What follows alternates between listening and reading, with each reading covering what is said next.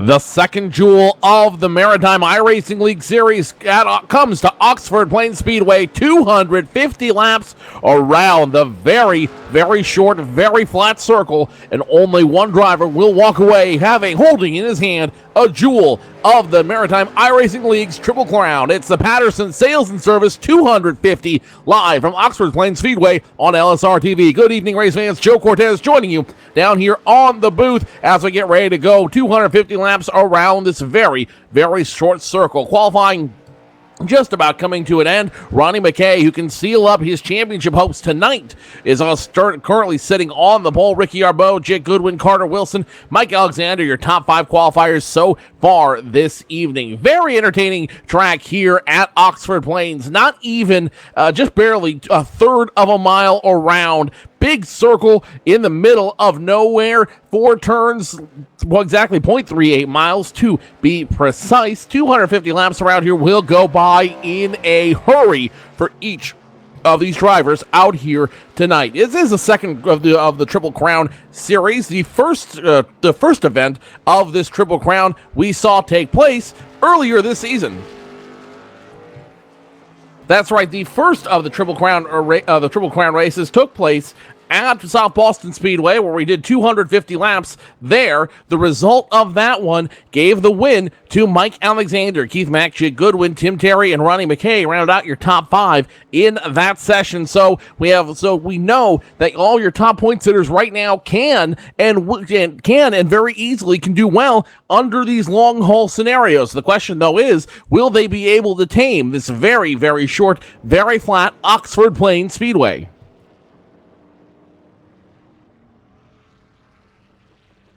Tonight's race brought to you by Patterson Sales and Service. Patterson Sales takes pride in offering a wide range of products to their customers. They're a full RV store with a wide range of travel trailers, from lightweights to luxury fifth wheels. Patterson Sales carries a range of tractors with names like McCormick, Landini, TYM, Montana, LS Manufacturing, and more, and a full line of attachments from several manufacturers. Patterson has 3 more locations to serve their customers with a large stock and inventory. They're also a Polaris and Arctic Cat dealer for Miramachi and a Kawasaki dealer for the greater Moncton area. They service what they sell. Financing available.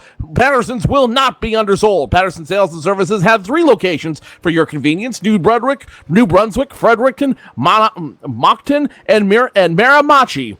Patterson Sales and Service, the sponsor of tonight's race, the Patterson Sales and Service 250 live from Oxford Plains Speedway. So as we went in talking about tonight's race, one driver has an opportunity to walk away with the championship tonight. That driver is Ronnie McKay. If he leaves tonight's race with a 70-point lead, he can effectively lock up the 2013 Fall Maritime iRacing League Championship. If he leads with at least 46 points, all he would have to do is start the Patterson Sales and Service Concord 150 in 1 week's time. Let's take a look at how the points shake out right now. Ronnie McKay at the top of the board with 2 wins. He's got 50 points over Keith Mack. So Ronnie McKay just has to have if Ronnie McKay has a bad night, the championship is still open. If Ronnie McKay has a good night, the championship is just about over. Keith Mack in second with 0 wins. Jake Goodwin, who's got 2 wins on the field but a 10-point penalty, he's currently sitting in third at 706. Behind him, a whole litany of drivers all battling for position. Carter Wilson in 4th, Ricky Arbeau in 5th, Stephen Matthews 6th, our very own Tim Terry in 7th, Mike Rhino 8th, Kevin Savory 9th, and Mark Williams rounds out your top 10 in points, which will make tonight's start even more entertaining. So far, 19 drivers taking qualifying times. Ronnie McKay is at the top of that group. Ricky Arbeau, Stephen Matthews, Jake Goodwin, and Carter Wilson rounding out your top 5. Mike Alexander, Mike Rhino, Nathan Doherty, Keith Mack, and Travis Roma rounding out your top 10. Another entertaining fact, starting this week, you're going to start seeing a lot more drivers, a lot more new faces come in.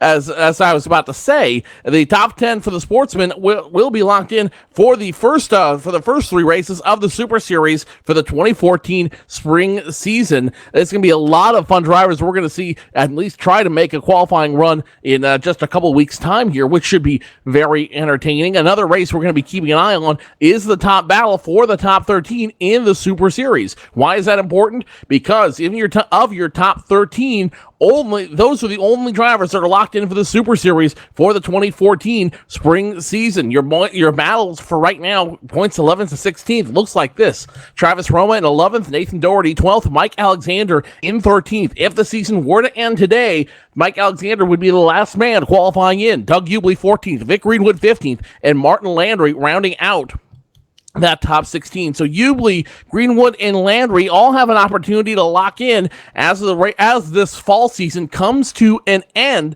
But if they can't, they're going to have to find their way back into the series through the Super Series or through the Sportsman Series, which I guarantee you none of these guys really want to do.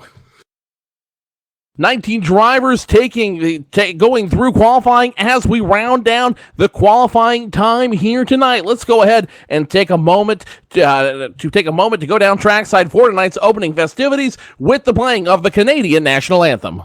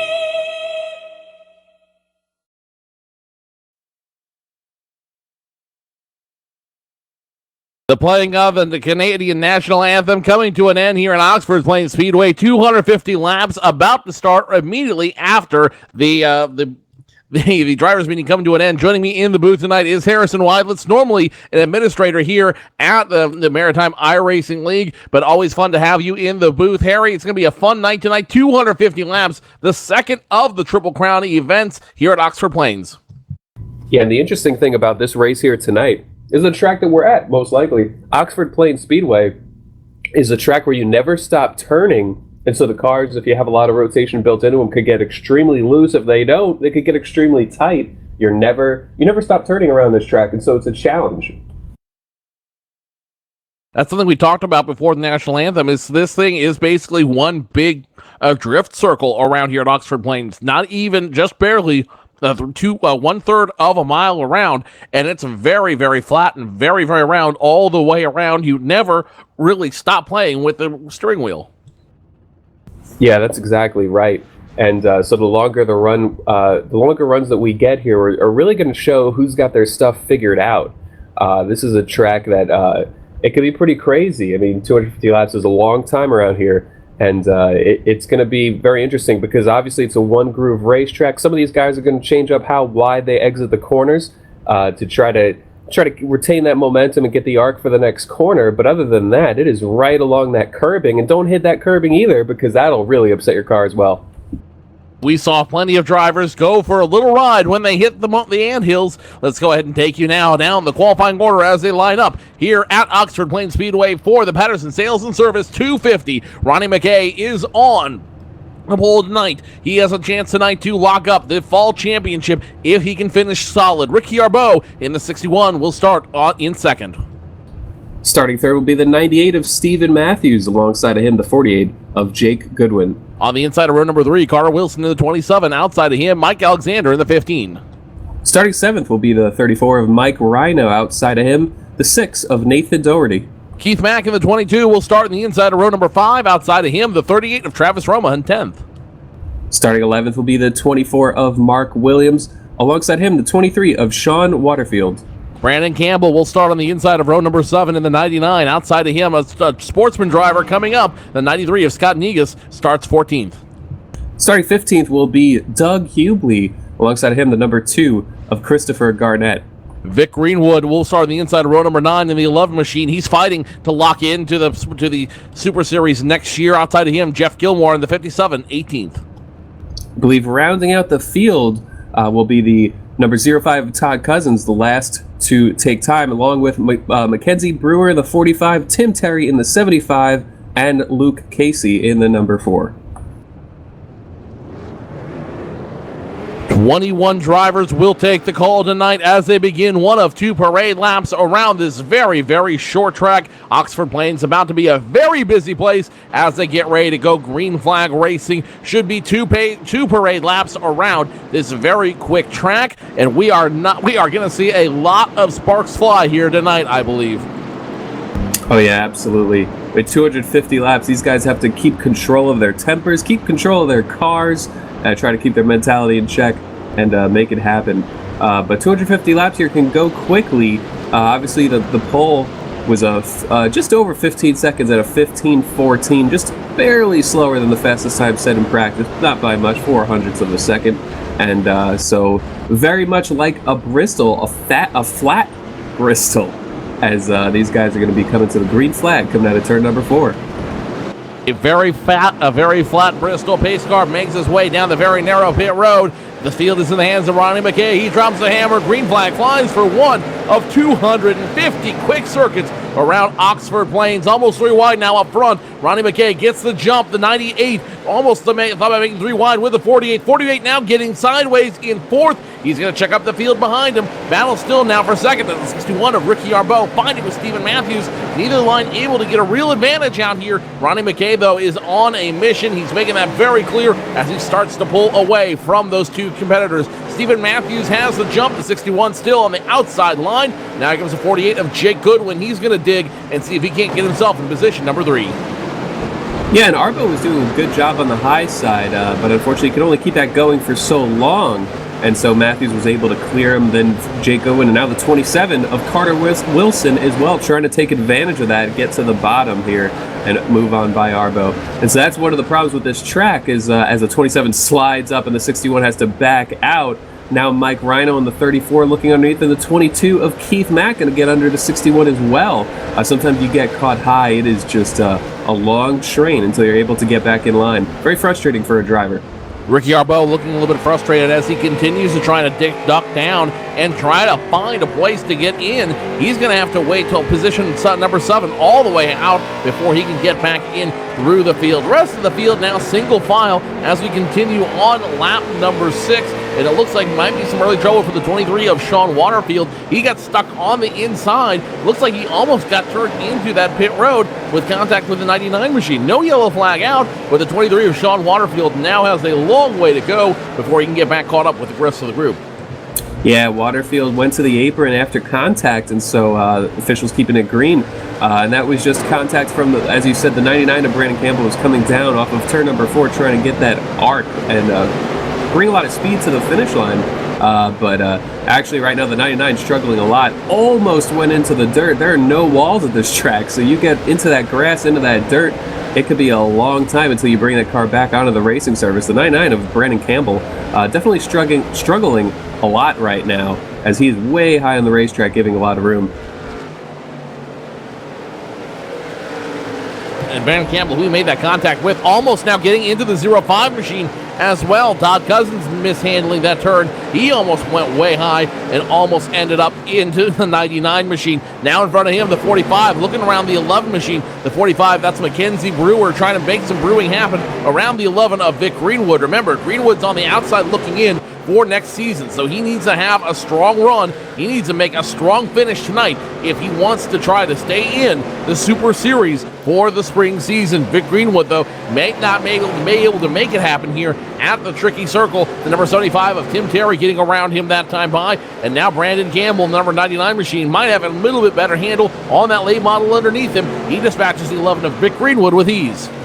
Yeah, 99 real sideways now, though, able to save it off of turn number 2, but looking pretty wild out there. That car just not handling to his liking. One of the cars that we saw go by him was Tim Terry, who started, I believe, in the 22nd position, up to 16th right now. And so far, you know, knock on wood, no cautions yet, as this field is spreading out quite a bit, but still a lot of close calls. In fact, in front of Tim Terry right now, side by side, is the 45 Mackenzie Brewer, along with the 93 of Scott Negus. 45-93 doing position for what's going to be battle position number 14 on the field. The 45 able to get under the 93, and it's one of those things. Once you get under the 90, once you get on the low line, you're able to make a move and make that thing run as hard as you can. Negus in the 93 will drop back to position number 15 or 14. Mackenzie Brewer in the 45, now up to 13. He's got to catch up with a 33 of Doug Hubhley, currently sitting in 12. Yeah, and let me tell you, the 45 Mackenzie Brewer is someone to watch. Is been quietly working his way through the field. That is a car that qualified in the 21st position, did not actually take a time. So that's a better of 8 positions forward so far. Only 16 laps into this thing. And now he's got some room until he catches Doug Hubhley. And then in front of him, the 38 of Roma, currently running in 11th, is way ahead of them. So quite spread out here in the middle of the field. Ronnie McKay still leading after 18 laps here at Oxford Plains Speedway, now catching up to some lap traffic. Sean Waterfield, who had that incident earlier, he's going to be the first one to go another lap down. He will be now scored 2 laps down as they get around him. The number 99 machine of Brandon Campbell going to stay high for your leaders. He's going to go a lap down as well. Ronnie McKay having no problem dispatching those lap cars. Stephen Matthew, Jake Goodwin all join along for the ride. The 27 machine of Carter Wilson might get stuck behind the 23 of Sean Waterfield, as Waterfield knows he's at least 1 lap down. He can't afford to go 2. Yeah, absolutely. And Waterfield certainly struggling right now. I believe he qualified a little better than his car is capable. I think he hit his qualifying lap pretty well. As he pretty much matched what he ran in qualifying, matched what he ran in practice, actually picked up a little bit. But a close call there. 99 is around, coming out of 4. Brandon Campbell almost wrecks the field coming out of the grass. He just almost pulled it right in front of the 27 machine of, I believe that's Carter Wilson in the 27, able to save it, able to get out of harm's way, but Brandon Campbell nearly destroys the field. He's just going to hang out at the very top of the track, and I think wait for opportunity to allow him to go out. Yellow flag now out on the field, involves the 75 of Tim Terry, it looks like, as Tim Terry stuck way high in the grass. Yeah, Tim Terry, looks like when he was coming to, the 38 was around. The 38 started turning around on the track, and Tim, all he could do is drive into the dirt. Hard to come out of that. Certainly the car doesn't accelerate or turn very well at all in the grass or the dirt here. So Tim Terry, undamaged, was able to just drive through there, come back onto the racetrack. Don't believe he lost a lap. So he's probably feeling all right about that. Currently being shown in the 11th position. And anytime you guys can make a top 10 position and make it stick, you are in a good way. Pit stops happening now. Lots of drivers coming to the attention of their crews, trying to see if they can get this car to turn just a little bit easier here at Oxford Plains. Mark Williams coming off, Travis Roma, Carter Wilson, Mike Alexander on the 15, the 6, and Nathan Doherty all coming out ahead of the pace car. They will remain on the lead lap. And most importantly, Ronnie McKay, the driver who can lock it up tonight, he remains on the top of this field. 25 laps in, 225 left to go here at Oxford Plains. Stephen Matthew, Jake Goodwin, Ricky Arbeau, Mike Rhino rounding out your top 5. Now, you know what's really interesting here are the various pit roads. There's actually 2 different lines that these guys are going down. I believe those who qualified better are closer to the front stretch, and then there's this zigzag of a pit lane going down the center of the racetrack, and that's where Tim Terry got his work done and came out ahead of the pace car, able to tag along at the back of the pack. But it almost looks like a snake, unbelievable, just as far as if there's a lot of traffic coming down that second pit road, quite dangerous, quite treacherous. But that's one of the things that these guys are very used to, is these short track slow pit stops, not as fast as the Cup cars or the Nationwide or the trucks as far as pit crew times, and also tight quarters on the pit road. lot of drivers now complaining about that hairpin unstart of pit road. They didn't realize how hard it would be to get down and through this pit road. And it's one of those things. This is where qualifying time not only means you're going to be in a better position to go racing, but qualifying time at Oxford Plains Speedway also makes a difference between where you're going to be to get that service. Pace car gets out of the way. Ronnie McKay restarts this race on lap number 28. And he's got to jump once again. He will continue to lead this race. Stephen Matthews breaks into second. Now Jake Goodwin, Ricky Arbeau doing battle on the outside. Arbeau all by himself. Can he get in, duck in front of the 05 machine? No. Ricky Arbeau will get shut out by Todd Cousins. Todd Cousins hunting for a top 5 position. Now 61 gets the run he needed. He will duck in front of the 05 to hold on to position number 5. This caution's out on the racetrack. I think it's for the number 6 of Nathan Doherty, who's out in the dirt here in turn number 1. Looks like it was contact from the number 45 of Mackenzie Brewer, if I recall. Yes, Mackenzie Brewer. And so the 6 car turnaround, no damage done. They're going to reset these guys and restart here in a couple laps. But second caution of the evening right here on lap number 30. Guys starting to get a little excited. Guys are starting to get a little antsy here at Oxford Plains Speedway. And when that happens, the racing quality gets a whole lot quicker. Mike Rhino will come back down pit road. Todd Cousins will also come back down pit road this time by. Nothing to lose, nothing to gain. Might as well come down and see if you can get service sooner rather than later. Ronnie McKay continues the lead, and he shows no interest in coming down pit road early on in the race. Yeah, Mackenzie Brewer, I'm sorry, I got distracted by Mackenzie Brewer on the track, but what his car was doing. But track position is so vital here. It's very hard to pass. Obviously, you can make something happen with newer tires, but it's still early on. These guys are definitely going for the track position. As Ronnie McKay's looks good all race long, but one of the things that he's going to have to battle with is the 98 of Stephen Matthews has looked really, really fast, just unable to pull off a pass. When we went green for about 20 laps, 25 laps right at the beginning of this race, Matthews was able to chase him down from about a half a second back, if not a little bit more, and hang right there with him. He didn't make any aggressive moves to try to get the lead, but Matthews, one of the things that he has to battle with is to get a good start, because he doesn't want to get caught on the outside, as he's going to be restarting second with Jake Goodwin trying to take advantage of that in third. But Matthews looks like he has a really strong car here. But McKay, of course, led the way all the way through so far.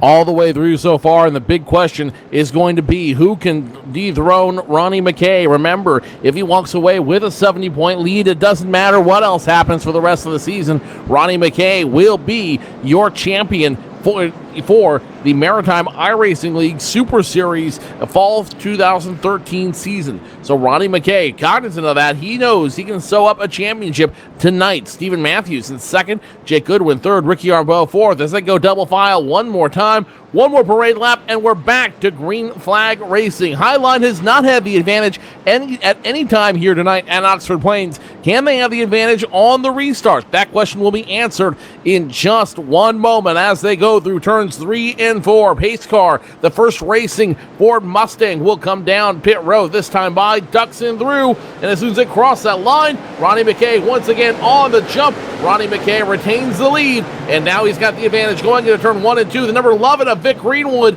he has a hard time navigating that turn. He's going to go way high, and now a lot of traffic around him. 24 gets around. He gets a shove from behind him, able to duck onto the apron, and we're still green flag racing. Yeah, nice save there for the 24 Mark Williams, but contact again as the 38 of Travis Roma comes down into him. 24 comes back onto the track. Don't believe there's going to be any caution. The 6 has to check up. The 23 is in the dirt right now out of 2. 24 and 33, 34 and 23. Mike Rhino making contact with the 23 machine of Sean Waterfield after the 24 and 6 nearly made contact as the 24 came back onto the racing surface. Both those drivers, heavy damage from Mike Rhino as he made contact with the wall. Sean Waterfield able just to spin out in the dirt. No yellow flag yet, but it might be coming. Yeah, I believe they just threw the yellow flag, and I think it was when Sean Waterfield was coming back onto the track.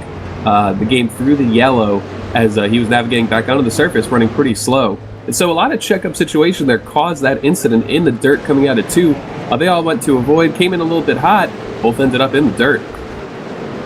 Both ended up in the dirt and not where they wanted to be as a result of that contact. Ronnie McKay, though, happy as a clam. He leads all 39 laps so far. He will officially lead lap 39 when we cross the line. Stephen Matthews, Jake Goodwin, Ricky Arbeau, Doug Hubhley, your top 5. Ricky Arbeau once again restarting on the outside, as well as Stephen Matthews. The number 97 machine still has not come down pit road. Do you think he's going to try to make it all the entire race without one stop?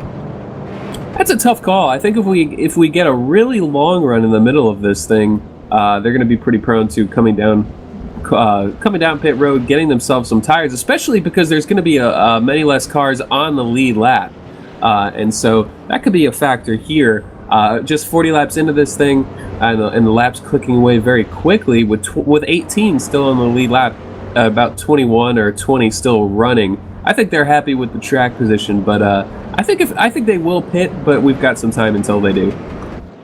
Todd Cousins, your lucky dog that time by. He will get a lap back. Currently in 19th, scored 2 laps behind your leader, Sean Waterfield, now on pit road, as well as the 38 of Travis Roma. The 34 once again on pit road. No choice this time. The 34 has to come down to get some damage repaired on his machine. I believe that Travis Roma machine will go a lap down this time around, as he was not able to get out in front of your leaders. That will make it one more parade lap around before we go back to green flag racing. Ronnie McKay still in control. Stephen Matthews second, Jake Goodwin third, Ricky Arbeau fourth, and Doug Hubhley in the 33, now all the way up to 5th.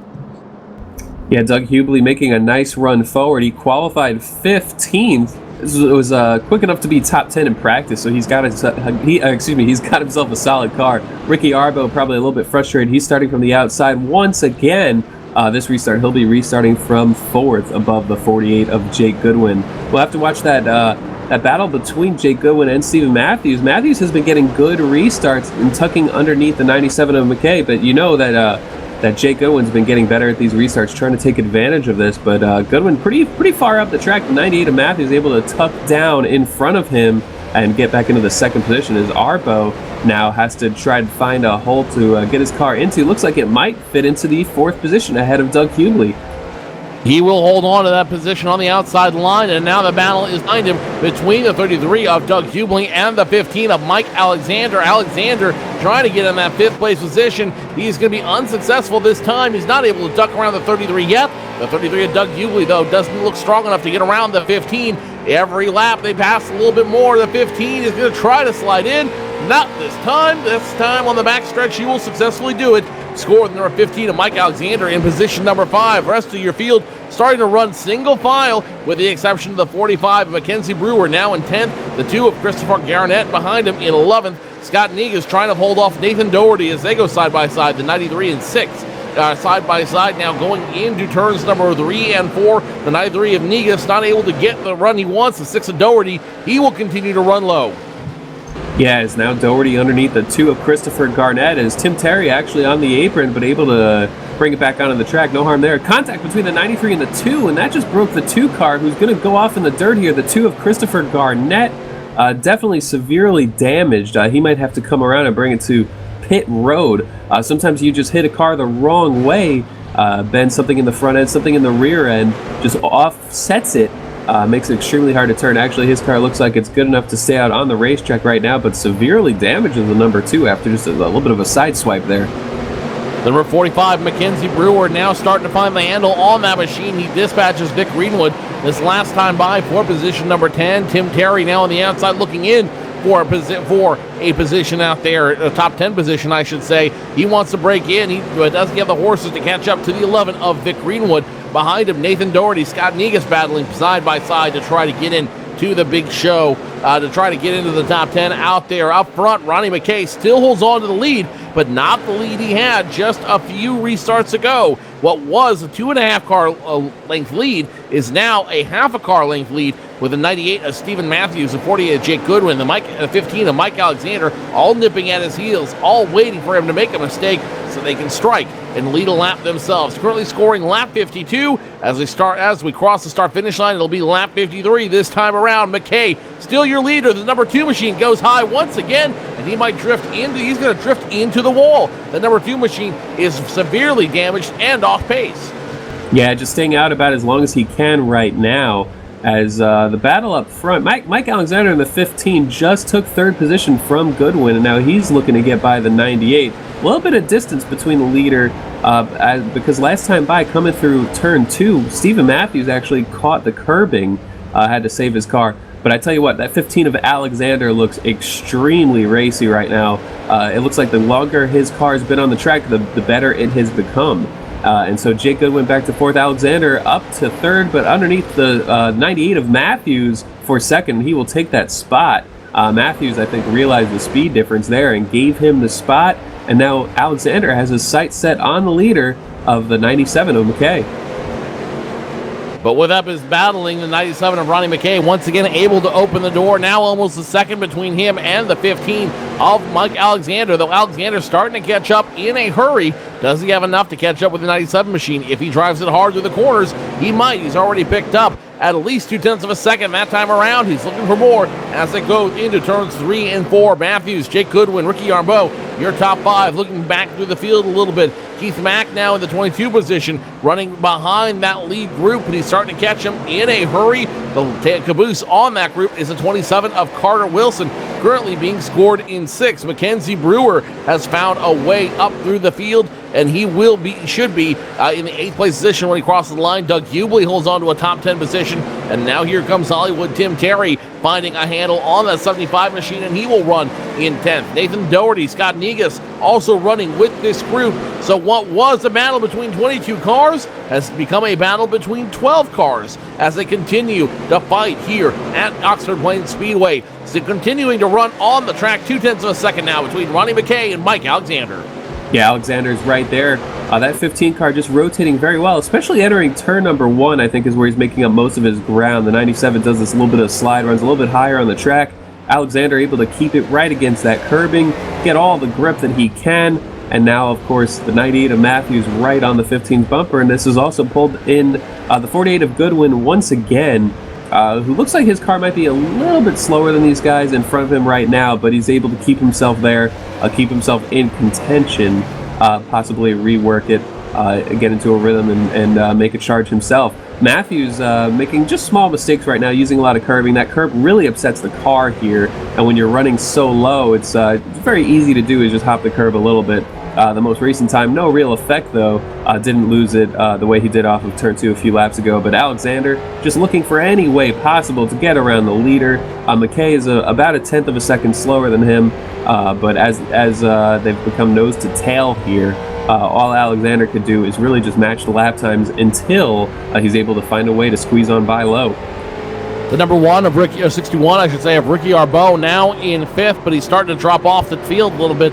There might be something wrong with the 61 machine. The setup just might not be there for the 61 of Ricky Arbo. Behind him, he's holding back the 27 of Carter Wilson and the 22 of Keith Mack. Both those drivers immediately on the back bumper of the 61 machine. Then now the 27 and the 22 were catching up until the 61 had that bad turn and was forced to drop off a little bit. Ricky Arbo now needs to start driving a little bit harder if he wants to catch up to that field and turn it into a 7-car battle once again for the lead. Mackenzie Brewer, the number 33 of Doug Hubhley, Tim Terry, and the 75, all in a world of their own right now. The 75 of Tim Terry now starting to get a little pressure from the 6 machine of Nathan Doherty. Travis Roma, multiple laps down. 1 lap down. He is not really in contention right now, but he's just racing for the fun of it. And you can see here, helping out the 6 of the 75 goes high. Yeah, the 6 of Nathan Doherty able to get underneath Tim there and clear him with authority entering turn number 3. That 6 car coming up through the field right now. Travis Roma underneath Tim Terry as well right now. Going to be able to get that spot, not for position. So the battle's on for second position here. The 98 of Matthews getting back underneath the 15 of Alexander as the 98 gets some curbing entering turn number 1. Once again exiting turn number 2, but has the preferential line. Going to be able to clear Alexander here in a moment as Alexander drives about as deep as he can to the outside of 3. Not going to work out though. The 48 of Jake Goodwin sneaks on by. Now the 61 of Ricky Arbo going to sneak on by as well. 27 also joining the picture, Carter Wilson right on the back of that 61, and Keith Mack as well. So Mike Alexander, just like that, goes from 2nd to 7th. No mercy on the high line here at Oxford Plains Speedway as another car about to get dispatched for a lap. That's the 11 machine of Vic Greenwood. He was the last car on the lead lap. He will drop to the 15th position. One lap down. Good news for him. He is eligible for the lucky dog if we have another yellow flag. Ronnie McKay gets his lead back once again. Stephen Matthews holds on to second. Jake Goodwin able to pick up third. Ricky Yarbeau now back in the mix once again. He's fourth. Carter Wilson rounds out your top five of that group. And right now, all eyes are on Ronnie McKay. He's led all 74 laps out here so far tonight at Oxford Plains. If he wins, the championship is locked up, and Ronnie McKay will be your Maritime iRacing League champion for the fall 2013 season. With so much on the line, I can't imagine he's going to make a mistake tonight, or if he does so, it wouldn't be willingly. Oh, absolutely. He's coming out here aggressive, wants to start out front, keep himself out front, and he's done everything that he can so far. Won the pole, wasn't even the fastest in practice, just was able to run the lap when it counted. Was actually third in practice, but obviously his car has a lot of speed. Under pressure, though, from the 98 of Matthews, and that's just one of these great difficulties about this track is getting a nose underneath someone and making it work. You're just turning the wheel so much that it's sort of like getting the nose under someone in the center of a corner where they're not really going to slide up, so it's really hard to make it work. But the 98 of Matthews doing all he can, and also the 48 of Goodwin running right there with him. A little bit of a gap back to fourth, Ricky Yarbeau, who's still under pressure from the 27 and the 22. But the battle's on for the lead as Matthews just right on McKay, entering turn 3 a little bit high, trying to get that arc down off of number 4 to try to get a run. Just trying a few different things, that 98 car, to try to get underneath McKay, but unable to do so at this point.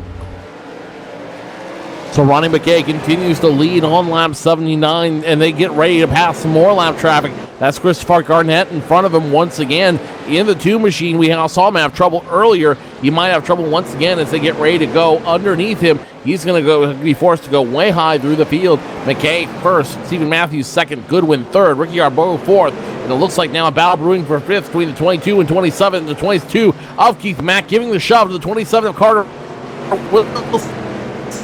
Now is where Wilson will be forced to go high, and here comes the 22 of Keith Mack. Keith Mack now going to be in position number 5. Number 15 machine of Mike Alexander picks up position as well. He'll be in 6th. Carter Wilson nowhere to go. He's going to drop 2 positions, go back to 7th. So Keith Mack using the chrome horn on the 27 of Carter Wilson to pick up a position. Keith Mack now in the top 5 for the first time tonight.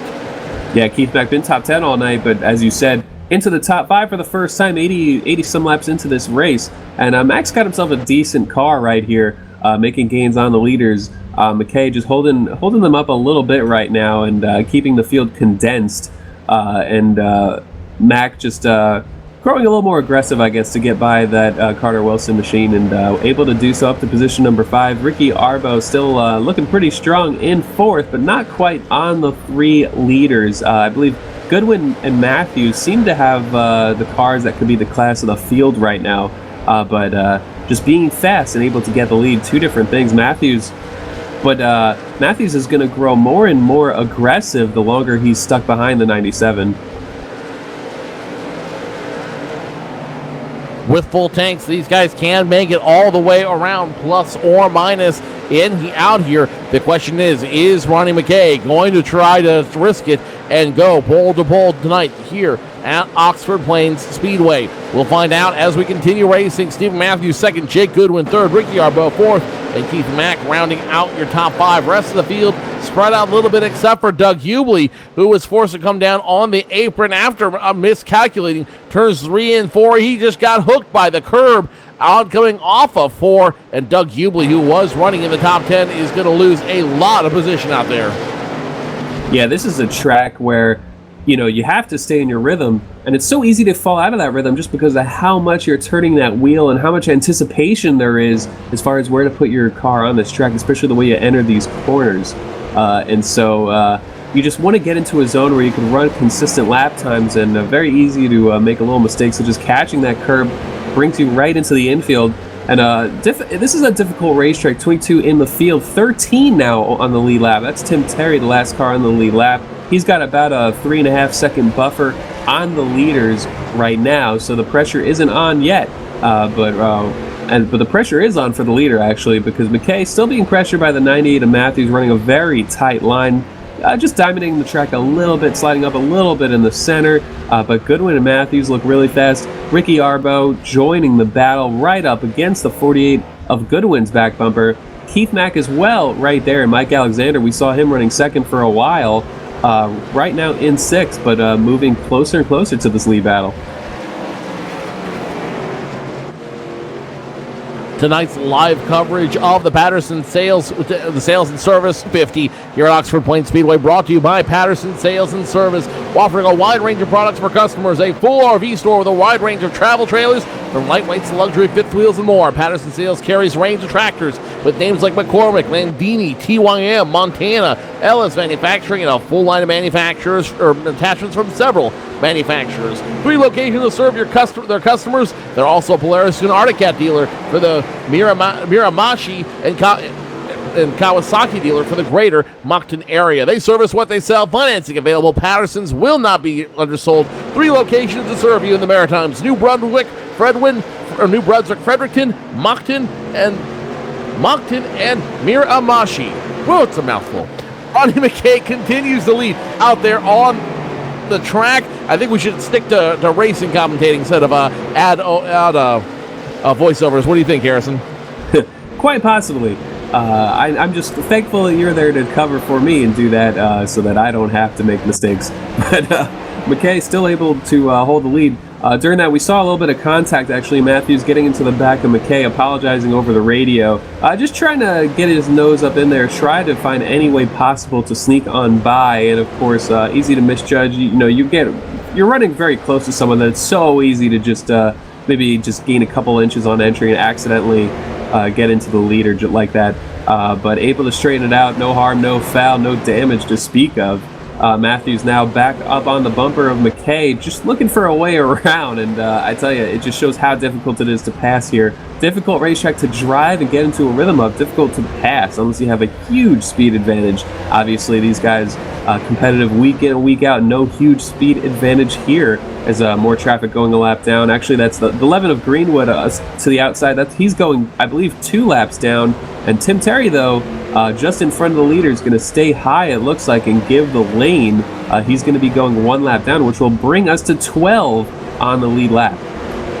Tim Terry about to be swallowed up by the train this time by. He barely stays on the lead lap. You see him fighting there, and it's inevitable. He will go to lap down this time by, so 12 cars remain on the lead lap. Ronnie McKay leads them all. The 98 of Stephen Matthews second, Jake Goodwin third, Ricky Arbo fourth, and Keith Mack round out your top 5. Tim Terry now in the lucky dog position if another yellow flag comes out. But these guys have such a rhythm right now. They have such a groove here around Oxford Plains. It's hard to see if another yellow flag is going to come out, especially not from that group that's currently running the top 7. Carter Wilson, the tail end of that group. 8th place position belongs to Mackenzie Brewer, but he is in another time zone by himself in the 45 machine, running with lap traffic of Mike Rhino and Travis Roma in front of him. Those 2 cars have damage, so Mackenzie Brewer arguably faster than both the 34 and the 38 machine, running all by himself in 8th. And he's doing a good job coming through the field. Only 2 cautions, getting really loose right now coming through turn 1, but only 2 cautions in this affair so far. And he qualified 21st, currently running 8th. Car not handling quite how he wants to right now, or possibly just falling out of a rhythm. But Brewer has gained 13 spots so far in this field, and as you said, the biggest battle on the racetrack between those top 7 cars. They're all in a group. There's a couple of smaller groups dispersed throughout this field, but nothing like the top 7, which is incredible because the longer we go, the more they condense. These guys have some pretty even race cars and just trying to do what they can with them, as McKay is still able to hold on to that lead. We're a half hour into this race, almost halfway through, and McKay just doing all he can to keep that lead, as Matthews, you get a little impatient when you get stuck behind someone, but I think Steve Matthews, he's done this. He's won a lot of races. He's competitive week in and week out, and he knows that he has to be patient here because there's still about 144 laps to go. The 61 of Ricky Arbeau going to get out of line, and he's going to be forced way back through this group. Opens the door for the 22 of Keith Mack, the 15 of Mike Alexander, and the 27 of Carter Wilson. So Ricky Arbeau losing 3 positions the hard way by having to go back to the tail end of the train. Now Keith Mack in the 22 machine, he's going to work his way up and now be in position number 4. Top 3 though starting to get a run. Ronnie McKay getting the big hammer down. Stephen Matthews right on his tail, and then the 48 of Jake Goodwin about a car length behind him, working as hard as he can to make it work, but not quite there yet. The 98 now on the back bumper of the 97 machine. Looks like he thought about giving him a shove, trying to use the chrome horn to get around the 97. Didn't do it that time by. Next time around, the 98 forced to check up. The 97, though, still digging. He wants a position. He wants it in a bad way. These guys getting close to that 6 machine of Nathan Doherty. He's the last car on the lead lap right now, but he might get swallowed up by this train if he can't start to hustle in a hurry. Yeah, and these leaders are going to try to get by the lap traffic as quickly as possible. Nathan Doherty, as we go longer through this run, the cars that are unable to keep up with the lead pack just really unable to keep pace, and so the leaders are doing such a good job. They're coming up on them fast. It wasn't just a few laps ago. Nathan Doherty was a good 2.5 seconds in front of these guys. Now it is diminished to less than 1 second. And there's actually directly in front of the 97 MK is Jeff Gilmore, who will be going 2 laps down. And so more than likely, Gilmore will be more likely to give a lot of room. But as you said, the longer we go through these runs, the 98 will grow more desperate. Certainly a lot of time right now, but look at that, driving aggressively into turn number 1. Slight contact, if at all, just came close. But the longer we go, the more desperate he's going to be to get that position, the more rough the racing could be. So a little bit of time right now to work with, but the closer we get to that finish, that checkered flag, just going to be a lot, just very desperate. There's still 7 cars within a second and a half. And so when these guys get aggressive, it's going to be rough out there. If and when they get aggressive, it's going to get ugly in a hurry. Ronnie McKay, Stephen Matthews, Jake Goodwin, Keith Mack, the number 15 machine of Mike Alexander remain your top 5. 19 cars remain racing here at Oxford Plains, but only 7 all remain in contention to win this race or walk away with a big finish. Time ticking down now for the 6 of Nathan Doherty. In front of him immediately is the 24 of Mark Williams, running on the back bumper of Scott Negus, running in 10th right now. And it's entirely possible this could officially turn into a 7-car race if your leaders get around those 3 cars. The 97 now underneath the 6, score the 97th car 1 lap closer to victory, and the 6 officially 1 lap down. Yeah, the 6 of Negus the 6 of Doherty, that's the 93 of Negus, a couple cars ahead of him, but the 6 of Doherty giving all the room in the world, being very respectful to these leaders. That brings us to 11 on the lead lap. Those 2 in front of the leaders, as you just mentioned moments ago, the 93 and the 24, Williams and Negus, they are on the lead lap battling for 10th. And so that's something that you worry about too as a leader, is when you come up on them, is one of them going to back out of the way, or are they going to stay with that battle, try to get that, is the 24 of Williams going to try really hard to get that 10th position, not really worry about the leaders, just wait for the leaders to get a nose on them, or is he going to get out of the way and then tuck in behind and try to take advantage that way? Certainly different people approach it different ways. Right now they're side by side in front of them for that 10th position. The 24 Williams getting underneath the 93, unable to close the gap right there as he caught the curb, but now a big run out of turn number 4, throws it into turn number 1. Looks like the 24 is going to be able to get this position. The 93 Negus falling out of the top 10. So your top 7 continue their stranglehold on this race. Nathan Doherty officially 1 lap down. The 24 of Mark Williams about to go 1 lap down. But first, the 93 of Negus is going to be no match for this 7-car train. The 97 machine dispatches him with ease.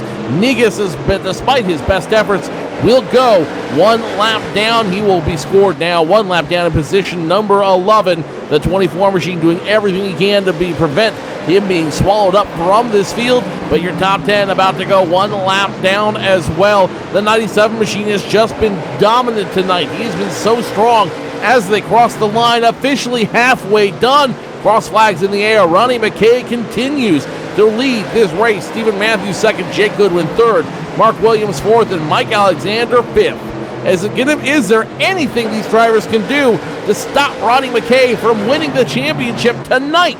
We'll find out as we continue Green Flag Racing. Stay tuned, race fans. You are watching the Patterson Sales and Service 250, the second of the Triple Crown in the Maritime iRacing Series, live from Oxford Plains Speedway. Stay tuned, race fans. We'll be back with more live racing action after this.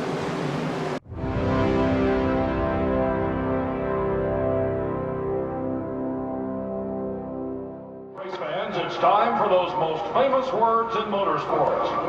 Drivers, start your engines!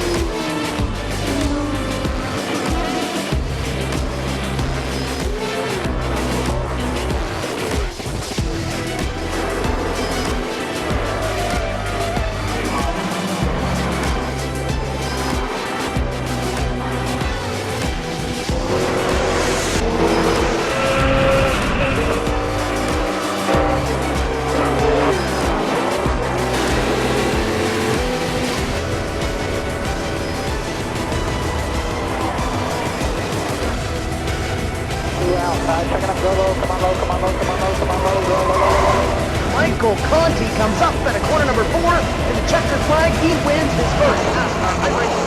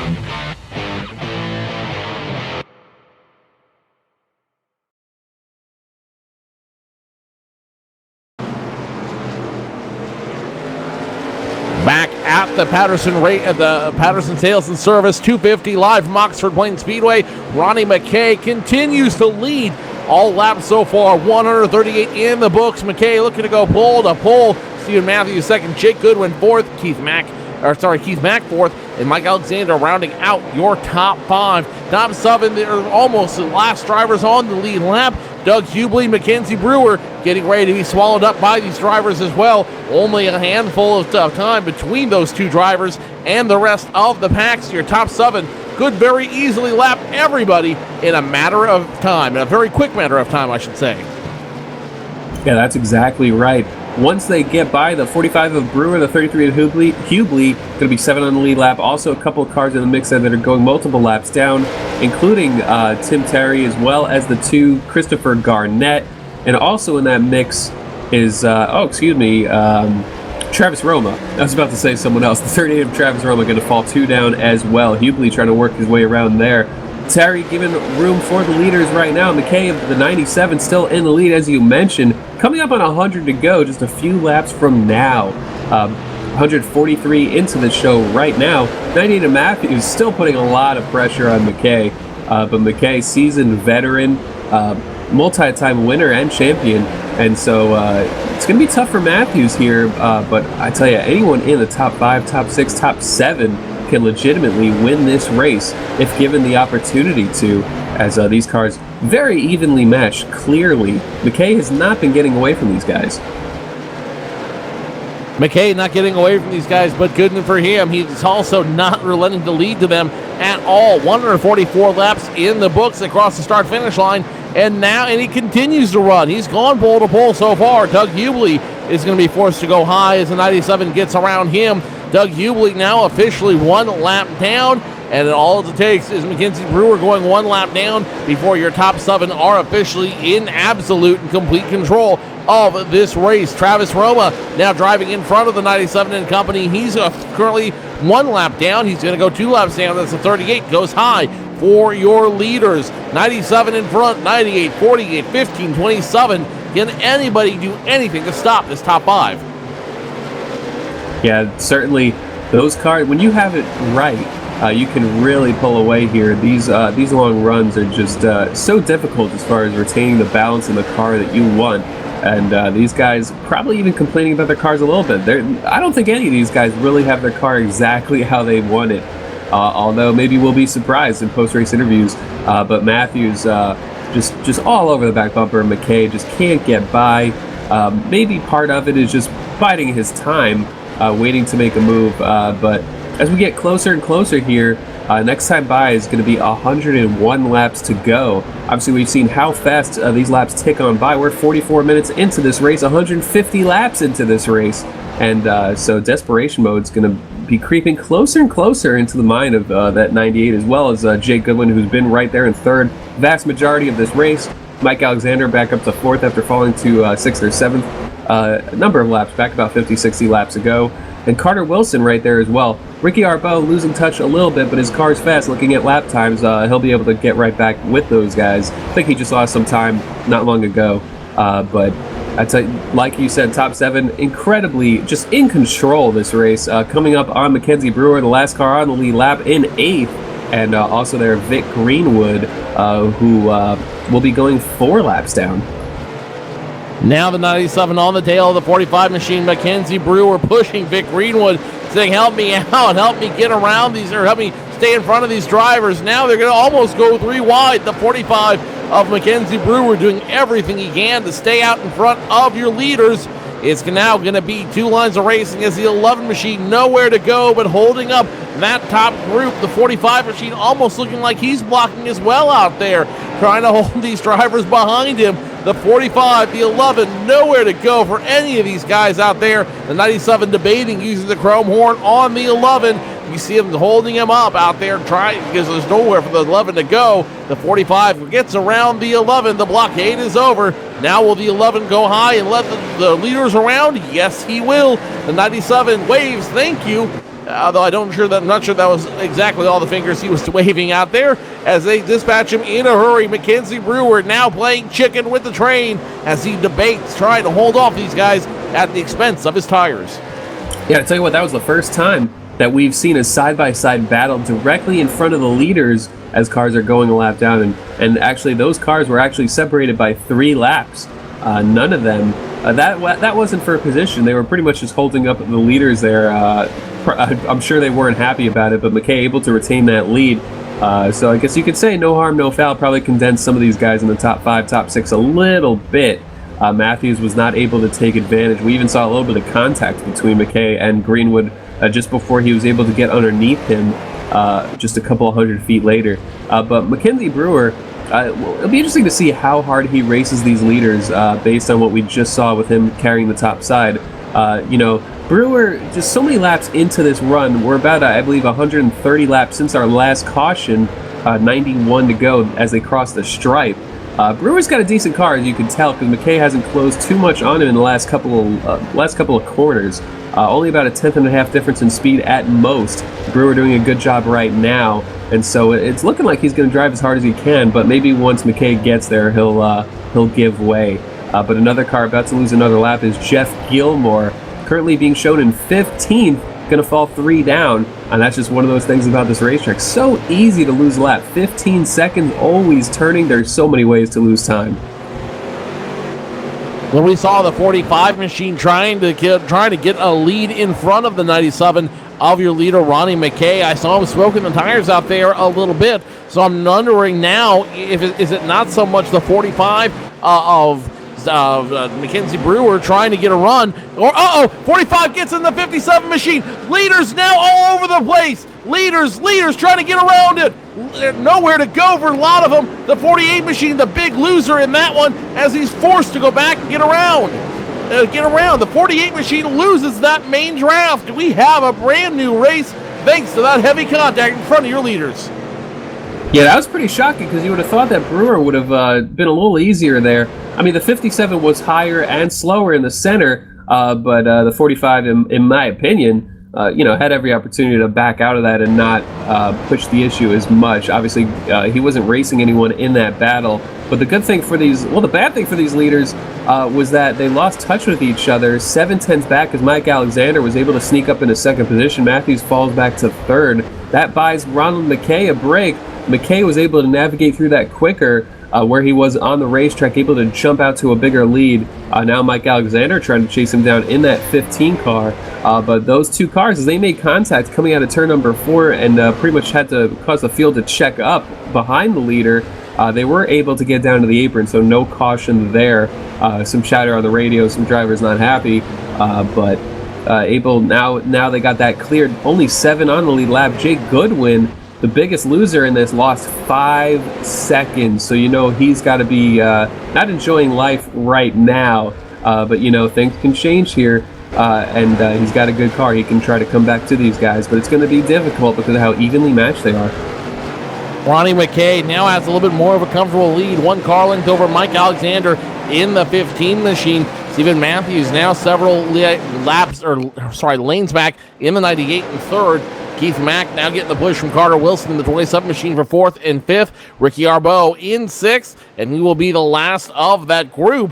And that can catch up to the group without having any help. Number 48 of Jake Goodwin. A little bit of rear end damage on his late model out there, but it's not going to stop him from trying to dig as hard as he can to get caught up to that lead group. But something we've noticed, at least I've noticed on this track, is once you lose touch with that lead group, it's very hard to get back in touch with them. And more importantly, once you lose contact with that lead group, it's just as easier for them to get out in front and start making some moves to get around you. What was a 7-car battle could very easily turn into a 5-car battle, though right now only 3 cars challenging for the lead. Ronnie McKay continues to lead all the laps out here. He's locked in the bonus point for most laps led. Mike Alexander behind him 2nd. Stephen Matthews 3rd. Carter Wilson in the time zone by himself. He needs some help to catch up to your top 3.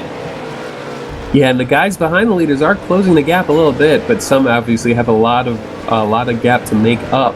However, we are back to those 3 cars nose to tail for the lead. Ronnie McKay been leading the whole way. Mike Alexander has been all around the top 6 or 7.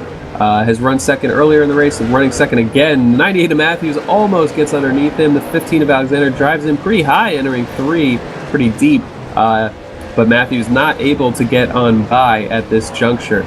But those are 2 very fast cars behind this leader. And the closer we get to this finish with this time by 75 laps to go, these laps are going to click off one by one very quickly.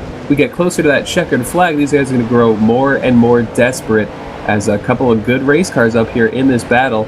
Carter Wilson also making up a lot of ground. Can he get there before the end of this race? I do think so. He's narrowed the gap to 1.8 seconds. It wasn't that long ago that he was quite a distance behind that. Jake Goodwin has made up a 2nd so far. Actually, Carter Wilson right now being easy around traffic lets Mackenzie Brewer on by, who is 1 lap down but running quicker lap times than him at this moment. And so very interesting to see just how much of the gap these guys can close. 3 within half a second. Carter Wilson 2 seconds back. Keith Mack just under 3, gaining about a 10th a lap. Jake Goodwin has gained about 1.3 seconds since the incident. Ricky Arbeau just got passed by Jake Goodwin, I believe.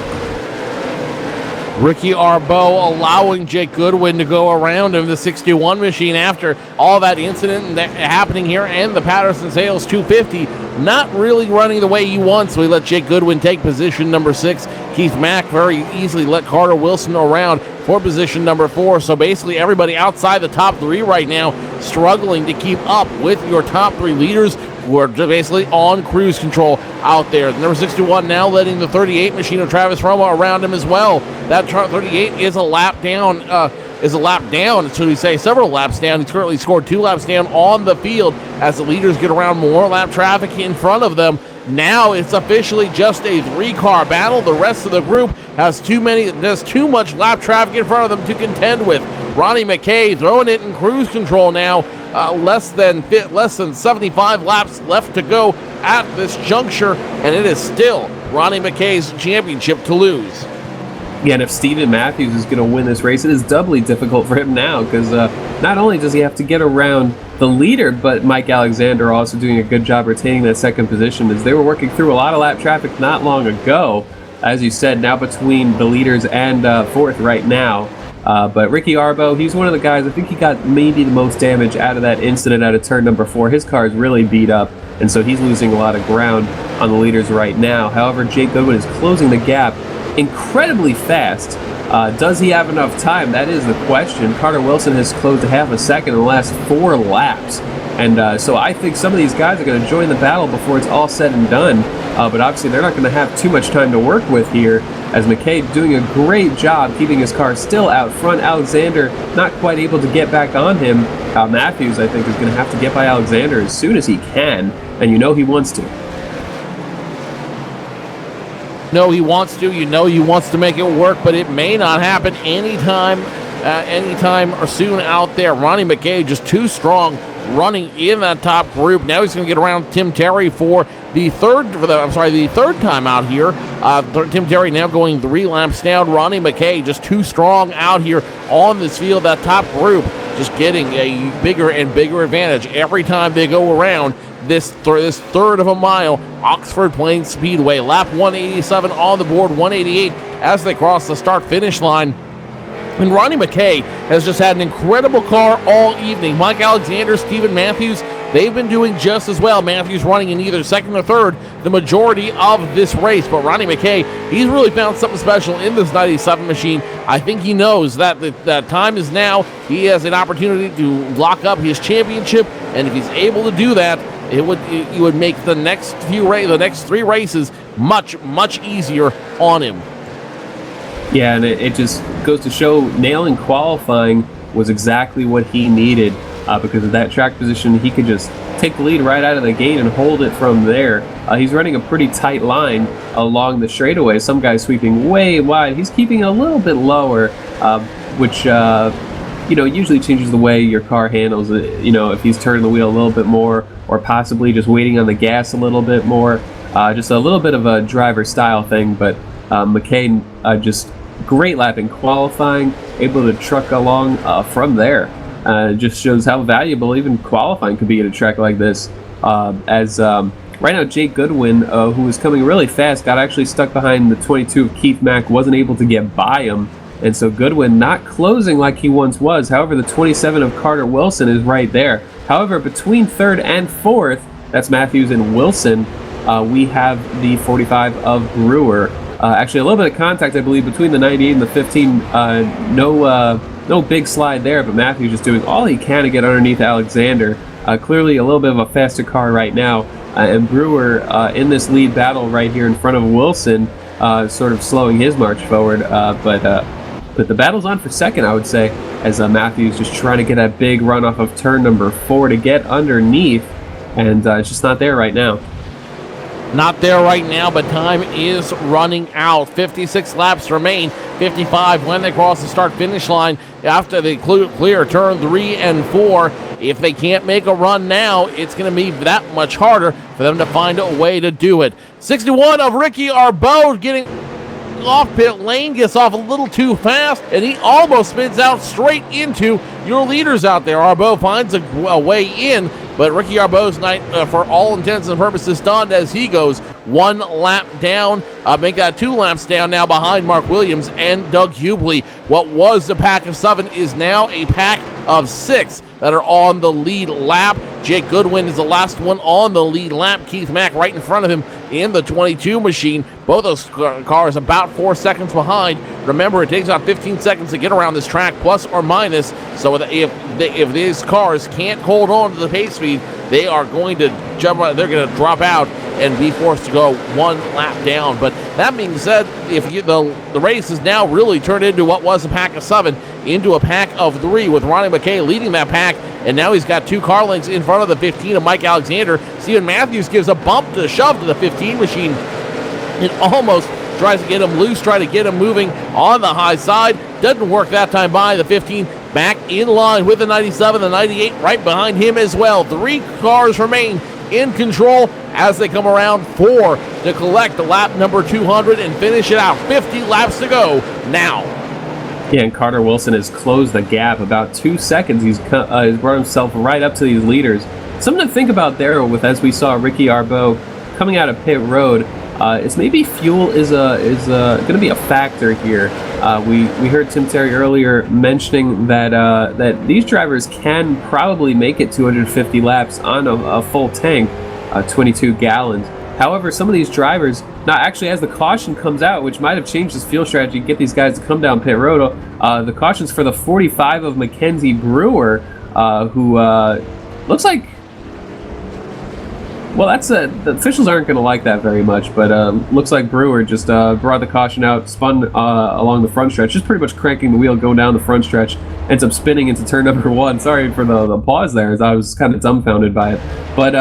But this changes a little bit for the leaders. Only a few on the lead lap. I think we're going to see them come down pit road, get tires. But I was a little worried about fuel strategy because some of these guys probably not filling up their tanks, thinking that there was going to be quite a few more cautions than there were.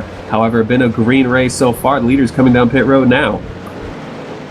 Let's go ahead and follow along with your leaders real quick as they come to the attention of their pit crews. The number 97 of Ronnie McKay down on pit road. He's going to get at least 2 outside tires and what looks like a full tank of fuel. He will be down and away once again. Carter Wilson immediately on his tail. Mike Alexander about next. Steven Matthews, 4 tires for him. He's going to have a very, very, very slow pit stop. He will get passed by the 48 and the 22 of Jake Goodwin out there.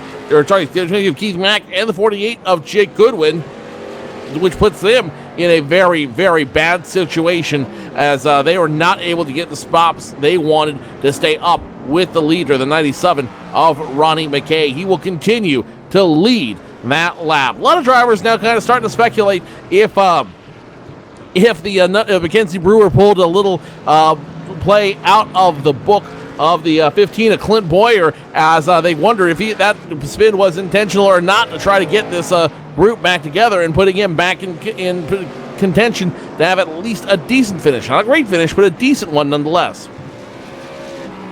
Yeah, this certainly condenses everyone here.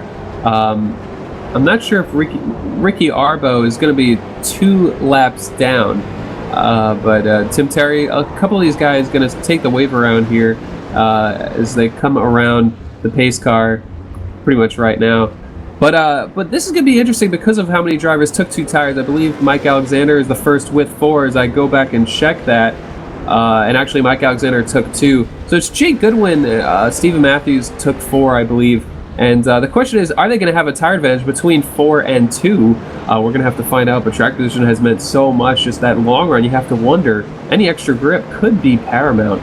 But McKay is in control. Caution flag has been extended, though. We're not going to be going green this time. Next time by, we'll be going to the green flag on lap 209, I should say. It will be Ronnie McKay in front, Carter Wilson second, Mike Alexander, Keith Mack immediately behind them, and now Steven Matthews back on the lead lap. Doug Hughley on the lead lap. The 61, Ricky Arbeau, still 2 laps down, so now it's 6 cars that have the opportunity to race for the win here at the Oxford Plains Speedway in the Patterson Sales and Service 250, the second of 3 of Triple Crown events in the Maritime iRacing League, extended one more time. So we're back to the yellow flag racing. We should be back to green flag racing next time around. Yeah, it looks like just a couple of problems with the order as they get that sorted out, get everything the way it should be, which is actually not in the lead pack, but the guys that are a lap down. Just a couple of them in the wrong spot. I think with all the wave around cars, there was someone who was on the who didn't take a wave around, and they're giving him his spot back because when you take that wave around, you have to start from the end. As the green flag is out, McKay with a big start. The 27 Carter Wilson trying to hang on the outside of him, but Alexander in the 15 going to get underneath him as the 27 swings way wide coming out of turn number 2. Keith Mack also stuck up high. Jake Goodwin going to take advantage, sneak on by low as these guys up here. As caution in turn number 1, right up out of the track. That's the 0.5 of Todd Cousins, who's in the dirt once again. Didn't see what happened to him, but these guys are going to have to regroup, restart once again. It all starts with the 38 machine of Travis Roma, who for some reason gets loose coming off of turn number 4. Might have to check up with the 93 in front of him. The 38 of Travis Roma then gets loose and gets into the 0.5 machine of Todd Cousins, who spins way out into the dirt at Oxford Plains Speedway, and that will bring out the caution flag once again, which is something Ronnie McKay, I'm sure, is just too happy to see. Yeah, absolutely. Restarting as leader, it's a nice advantage to have. He could change it up, try to go at a different time, and try to catch these guys off guard. Certainly gets him a little bit of breathing room, and he's certainly not at all sad to see these laps click off under caution. These drivers have about 35 laps to go. Going to be about 32, 33 once we go back green. And as we've seen all race, this is a 250 lap, but we're 213 laps into this affair here. And so time goes by fast here at Oxford Plains. Tonight's live coverage of the Patterson Sales and Service 250 brought to you by Patterson Sales and Service, taking pride in offering a wide range of products to customers. A full-service RV store with a wide range of travel trailers, from lightweights to luxury fifth wheels and more. Patterson Sales also carries a range of tractors for customers with the names like McCormick, Landini, TYM, Montana, LS Manufacturing, and a full line of attachments from several manufacturers. Patterson's has 3 locations to serve customers and stock a large inventory. Also a Polaris and Arctic Cat dealer for Miramachi and a Kawasaki dealer for the greater Moncton area. They service what they sell. Financing available. Patterson's will not be undersold. 3 locations to serve your customers: New Brunswick, Fredericton, Moncton, and Miramachi. Patterson Sales and Service, sponsoring tonight's race at the Oxford Plains Speedway. Ricky Arbo will get the Lucky Dog Award this time by, and as we should go back racing in about a lap and a half. Ronnie McKay continuing his stranglehold, led all 250 laps so far. Can he make it pole to pole to win the championship, lock up the championship tonight here at Oxford Plains? He is going to try as they start to double up next time around. Yeah, pace car lights are going to go out this time by, I do believe, as these cars are going to double up. Don't believe Eddie wave arounds this time by. Doug Hubley actually on pit road going to lose another lap. And so he's right now vulnerable to lose a couple more spots. Looks he's coming out of pit road right now, though. But these guys are doubled up. Ronnie McKay has about 34 laps to go to get this car to victory. Mike Alexander on the outside. This time Carter Wilson to the inside was on the outside on the last start. These guys trying to anticipate it. McKay holds them back a little bit. Then the green flag is out. He is gone. The 27 gets a nose underneath that 15 of Alexander, catches a little bit of curb though, slides up. Keith Mack following the 27 of Carter Wilson. Jake Goodwin going to fade back to 5th. Stephen Matthews, I believe, was way behind these guys in the last restart. This caution was a break for him, but right now he is stuck in the 6th position. Got quite a bit of track position to make up. He's going to contend for this win. Currently scoring lap 218, goes just over 30 to go. Ronnie McKay continues to lead. Carter Wilson, he dispatched the 15 of Mike Alexander. Mike Alexander will be forced at the tail end of that group. Carter Wilson now in 2nd, Keith Mack working 3rd, Jake Goodwin 4th, and Stephen Matthews rounding out your top 5 on this field. The 27 with a little bit of tail damage on that machine. He's not able to get the run he wants. 22 now getting behind him, waiting for the 27 to make a mistake, which might happen sooner rather than later. A car length now between the 97 of McKay and the 27 of Carter Wilson. Those two drivers driving as hard as they can around this track as they cross the start-finish line. It's officially scoring 2:21, 30 to go. Yeah, and McKay able to hold about a car length on the 27 of Wilson. Now under pressure, Keith Mack running about as high as he has all race long. But at 22, no damage on that 22. And he's trying to use the car to its full potential. Jake Goodwin has been one of the fastest cars on the racetrack of the past 100 laps or so. Lost quite a bit of track position with that issue out of turn number 4 with the lap traffic. Able to to the restarts he's probably a fan of right now. He wasn't going to have enough time to catch these leaders, but catching them and passing them are two different things right here. Keith Mack looks strong in front of him, and Goodwin not able to contend with him right now. Matthews also pulling up on the back end of Goodwin.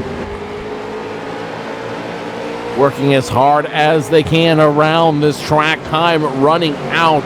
27 laps to go, 26 as they cross the start-finish line next time around. Ronnie McKay still in sole control of tonight's race. Carter Wilson behind him, Keith Mack third, Jake Goodwin fourth, Stephen Matthews rounding out your top five. 26 now after they cross the line. Nobody has anything to answer that 97 machine, but that 97 has also been stuck like glue to the bottom line. No mistakes out of the 97 of McKay, nothing on the curb, not hitting any hooks out there. The 97 of Ronnie McKay just too strong, too dominant on this track, but it's still his race in championship to give away out there.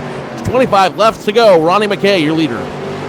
Yeah, the question is, how aggressive are these guys going to get with their bumpers? The 27 a little bit loose, though, out of 4. Keith Mack able to capitalize, and the 22 of Keith Mack going to be in the second position here, as high as he's been all race long. Now, Goodwin and the 27 of Wilson, contact entering turn number 3. Believe Goodwin able to save it quicker than I thought, but that put Wilson in the dirt, spun around exiting turn number 4. Are we going to have a caution? And there it is. As Wilson was coming back onto the track, there was the 05, or actually the number 2, I'm sorry, the number 2, Christopher Garnett was going on by. That's going to bring out the yellow flag and reset these guys. Hard to say if McKay is happy or sad about that, as he was definitely in control, but now he's going to be in control of another restart. Keith Mack going to be restarting in second. However, Goodwin is going to be in third. If he's able to get a good restart, he might find his way on the back bumper of Ronnie McKay here in these closing laps. Ricky Arbeau will get the Lucky Dog Award this time on. And so Arbeau goes back on the lead lap and in contention for a top 5 finish, even the win here at Oxford Plains. Let's go ahead and take a quick commercial break and bring you to the conclusion of tonight's race. The Patterson Sales and Service 250 live from Oxford Plains. You are watching it all live on LSRTV.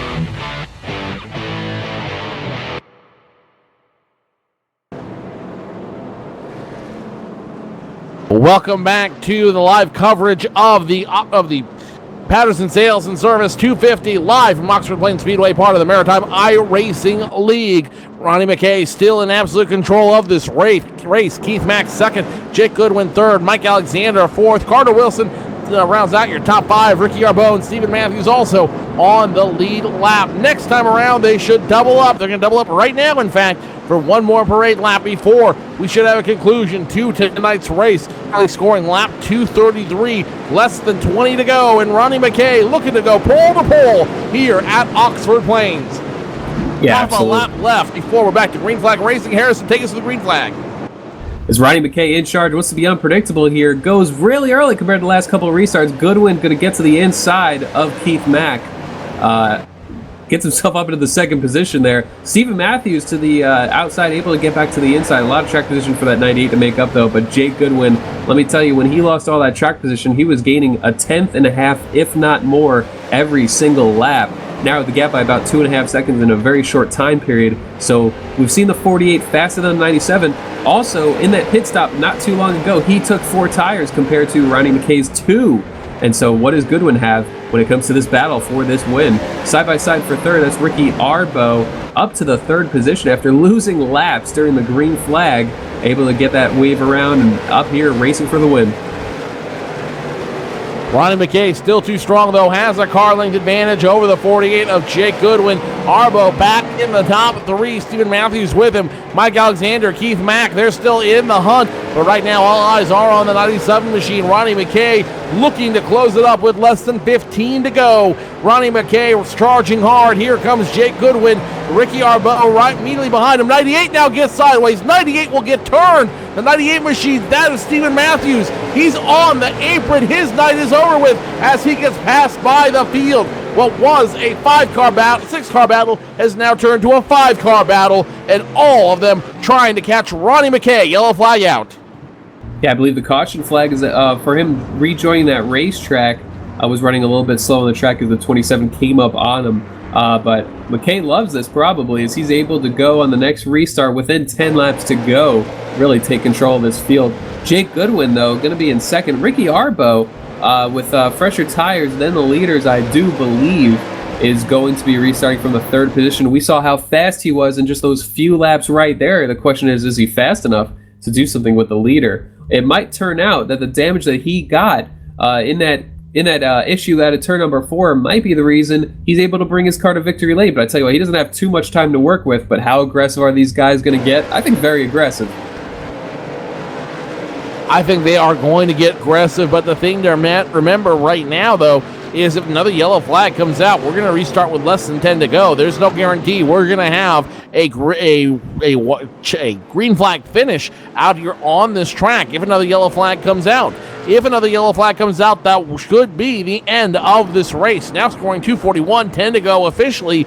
No indication they're going to double up, so this could be the last chance at romance if you're behind Ronnie McKay. Yeah, that's exactly right. And these guys behind Ronnie McKay do not want to see another yellow. They want those laps to work with. They're going to wind down like nothing, and they want all the time that they can get to try to mount a charge and get that lead. As McKay just been dominant all race. If he's able to win this race by leading every lap with pit stops and all, that would be incredibly impressive for that 97, as you've mentioned, searching for that championship, able to get it tonight. Possibly, but right now they're going to cross the line with 8 laps to go. I believe we're going to get the 1 to go. If not, that just takes another lap off of the rest of the race here. McKay doesn't have too far to go, but this is going to be pretty crazy here on the final restart. Carter Wilson is your lucky dog. He just lost a lap not long ago. He's going to be the 7th car on the lead lap as the pace car lights are out. And they are going to double up here, possibly in time. Not sure if they're going to extend the caution. Looks like we're going to be good to go for the green flag with 7 laps to go. 7 laps to go. Green flag should come out this next time around. Base car in 3 and 4. The first racing Ford Mustang about to get out of the way. It'll be 6 to go. It'll be 7 to go when they go back to green flag racing. Here they go. 48.97 already making contact from the start.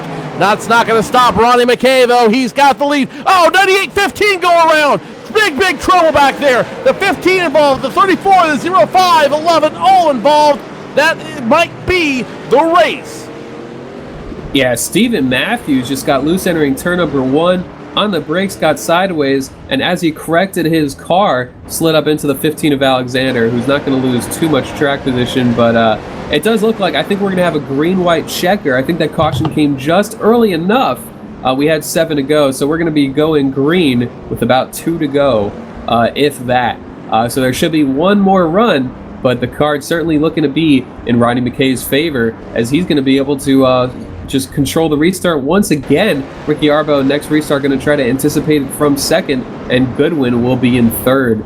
And if they're there, I wonder if someone's going to put the bumper to them. But can they get there is the question. That is the $64,000 question.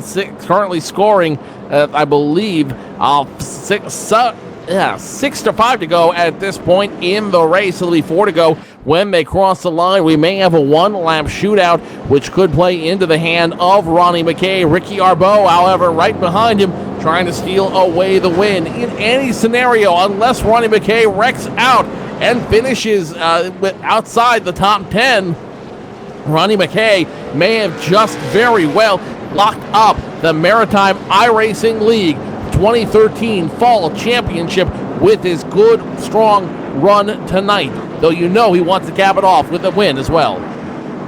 Yeah, that's exactly right, especially after leading 246 laps so far. You do not want to give up the lead late in the going. That is some of the hardest losses to take. And so he wants to take control, get that checkered flag, and scoot on out of here with some champagne.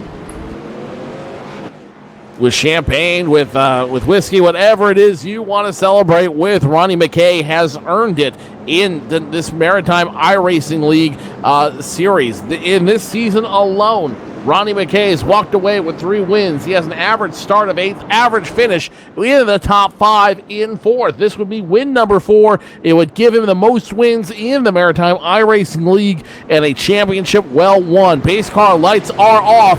It will be a 1-lap dash for the cash, and all eyes on Ronnie McKay to see if he can go pole to pole and win it.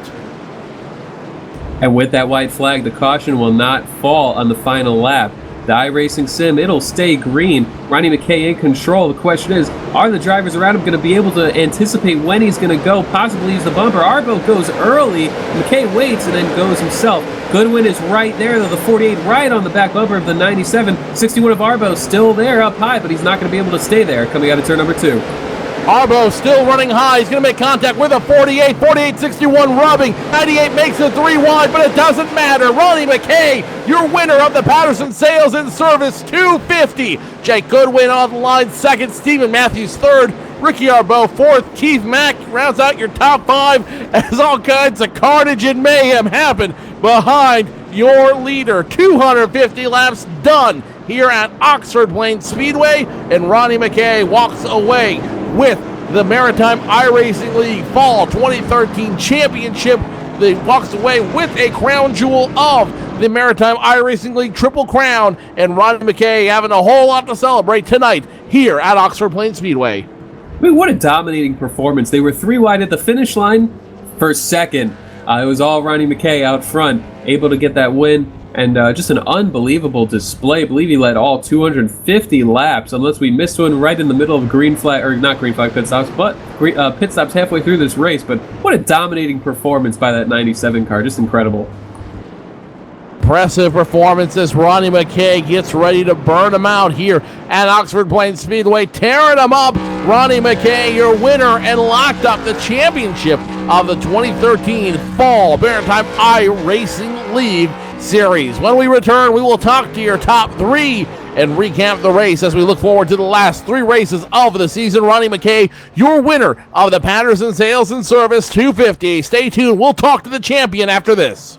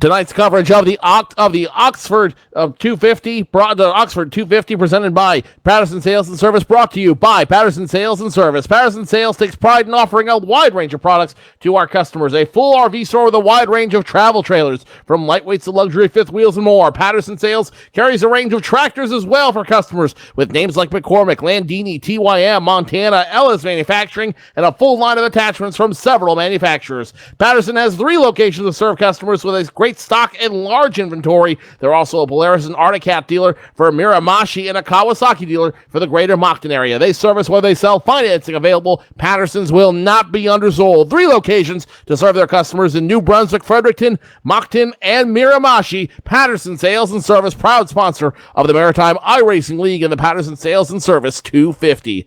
Harrison Wireless, what an amazing race we saw here tonight. 250 laps, and pole to pole, Ronnie McKay takes them all.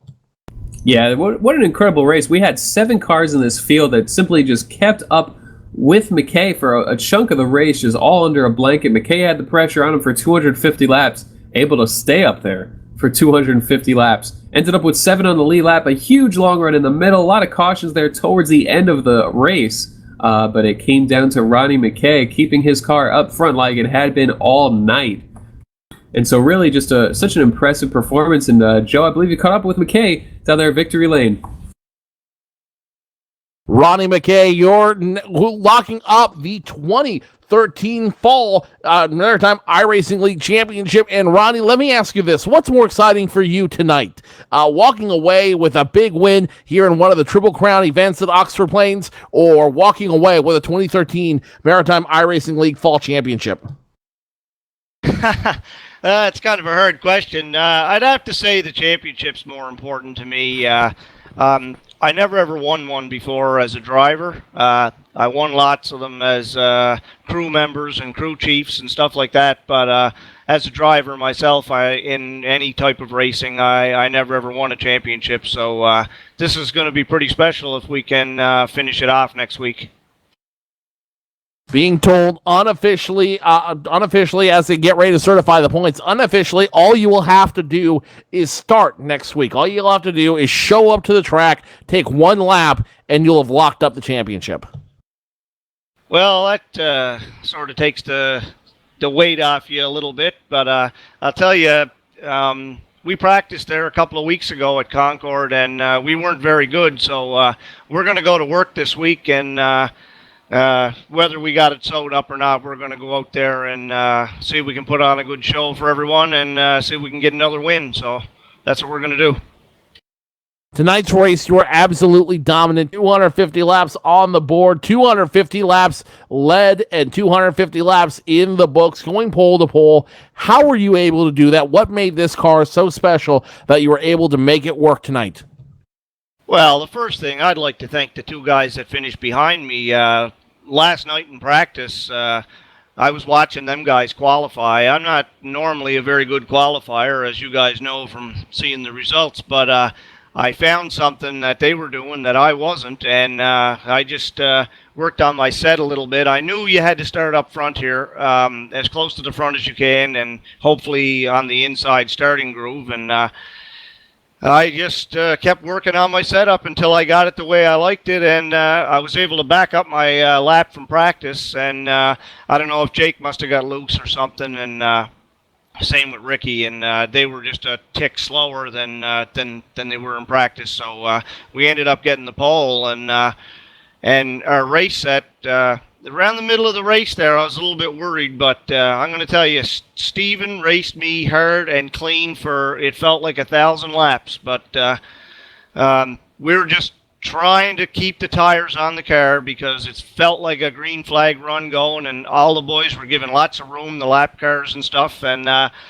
we were just biding our time, and everybody ran well and ran clean, and our car was good right to the end. We didn't change left sides. We ran 250 laps on our left side tires.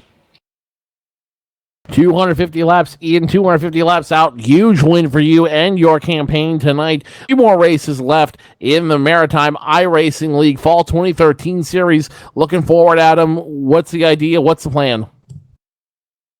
Well, we're just going to do what we've been doing. We're going to work hard through the week and go to the track on Wednesday nights and battle for wins.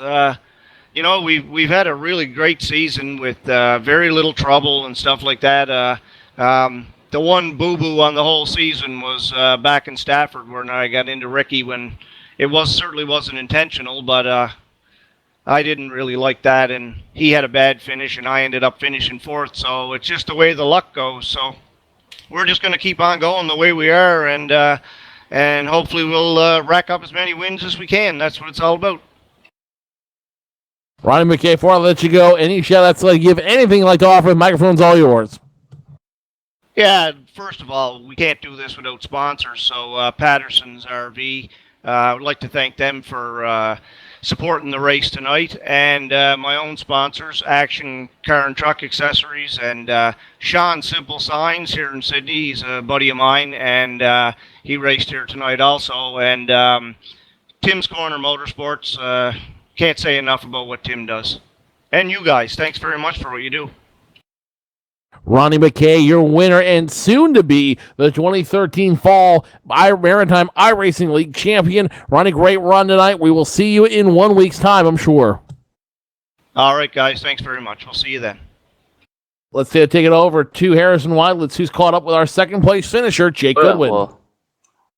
Yeah, I'm caught up here with Jake Goodwin, the second place finisher. I tell you what, Jake, had a really close call off of turn number 4 when a couple of lap cars got together, and I saw you got real loose trying to avoid them, had to take it to the apron, lost about 5 or 6 seconds, and that had to scare the heck out of you coming through to the finish with only about 70 laps to go.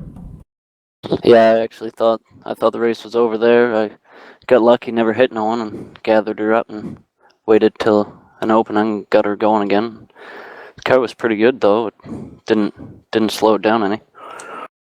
Yeah, and actually you were making up great ground at that time before the caution fell. Had driven up from 5.5 seconds back to only about 3. Did you think that had that caution not fallen, would you have been able to get up there and contend for that victory, or were you really happy that the caution fell? Yeah, I was probably happier with the caution. I was catching up with Ron there until I caught up with Keith, and I couldn't pass him, and unless you push them out of the way, there ain't much you can do. And coming down for that final restart, just a 1-lap shootout. Obviously restarted in the 3rd position, I believe, was able to get to 2nd. But looking back at that, is there anything that you thought that you could have done differently in retrospect? I tried to get a high line and get a nose under Ronnie maybe, but he didn't make a mistake the whole race. He just rode around like a machine out there. And this track, Oxford Plains Raceway, certainly one of the more unique ones on the schedule with how you have to approach it, constantly turning the wheel. How do you approach it with setting up the car? Is it a situation where you don't want too much rotation because it'll burn up the right rear tire, or what's your approach? I started off a little loose, and I figure once the fuel burns off and I just try to be really smooth, it seems to come around for me. And looking at the point standings, you're 4 behind Keith Mack. Do you think you have a shot at getting to 2nd in points? It'll try, make a race out of it. It'll be fun for sure, coming down to the last race. I tell you what, a strong finish tonight. Got that 2nd place in the battle for 2nd. I believe McKay's got the title wrapped up if he starts next week, which we certainly will expect. And so a good run for you tonight. Are there anybody you'd like to thank? Any shout-outs you'd like to make? First, I'd like to thank Pat Healy for giving me the privilege to run the Racing for Chelsea logo on my car.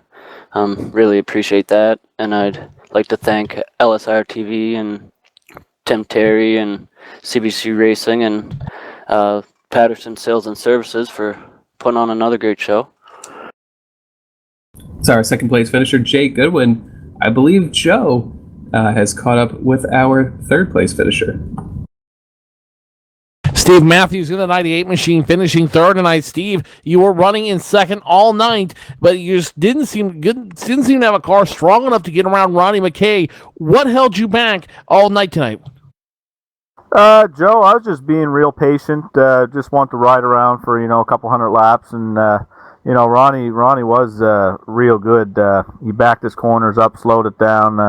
I wasn't attempting to go outside. You just get freight trained, but no, I mean the car was excellent. I think it was a winning car, but it was a lot of fun battling with Ronnie and all the boys, Jake and the whole crew, and I'm happy with 3rd after the year that's been.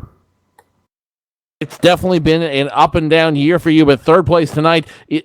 despite all the contact, despite all the beating and banging, you guys definitely seem to make something work in that 98 machine. Looking back at the race, was there something better you could have done to have a better finish, or was third place as good as it was going to get? Well, Joe, I didn't anticipate the long green flag run. I should have had some more fuel in it, and we could have been in better shape. I didn't really want to pit, but no, all in all, I thought the whole race went pretty good. Just worked my way up. A lot of cars went a lap down, so that helped me with the late pit to come back up, starting around I think 6 or 7. So it wasn't a big loss. So I knew I had a good car, just getting through them. Let's go back real quick to our second to final restart on lap 244. Going into turn number 1, something just seemed to break with your car, with your number 98 machine. Walk us through what happened in that restart, and what was going through your mind as that car just turned on you? Oh, it wasn't good. It wasn't a good feeling. That was on 2 outside stickers, and I don't know. I just lost the grip. I drove it in a little harder than I was all race, and it just got away from me there. And I feel real bad for stacking the field up there and taking Mike out of a potential win. But no, it wasn't good. But we regained from it, and we come up through and we got third. Looking at the last 3 races of the season, what's left? What's next for this number 98 team, and what are your thoughts going into the last 3 races of the season? Concord, I ran a few laps there. It's not too bad, so hopefully you can get a half-decent finish out of there, and then look to the next season and try to put something together here, because this has just been not the season that I wanted to come away with. Before I let you go, any shout-outs to give? Anyone you'd like to thank? Microphone's all yours. First of all, I'd like to thank Johnny Goodwin, Patterson Sales and Service, for putting this race on, and the next one. Real good of him to do that. Pat Healy and Racing for Chelsea, CBC Racing Team. Money is being donated for podium finishes towards a girl with Lyme disease. So this is a good deal for them, and I'd like to thank Kevin for all the help on some setup help, and that's about it. CBC Racing and all the boys, we put a lot of time into it. Stephen Matthews in the 98 machine, finishing third. Good run tonight. I'm sure we'll see you in 1 week's time here in the Maritime iRacing League. Thanks, Joe. And before we get off the air, let's go to our very own racer himself, Tim Terry. Tim, you walked away with a top 10 finish, but I think the bigger challenge here was just finishing in the first place. Yeah, I don't know how we finished 10th. That car wouldn't turn in a 100-acre field to begin with tonight.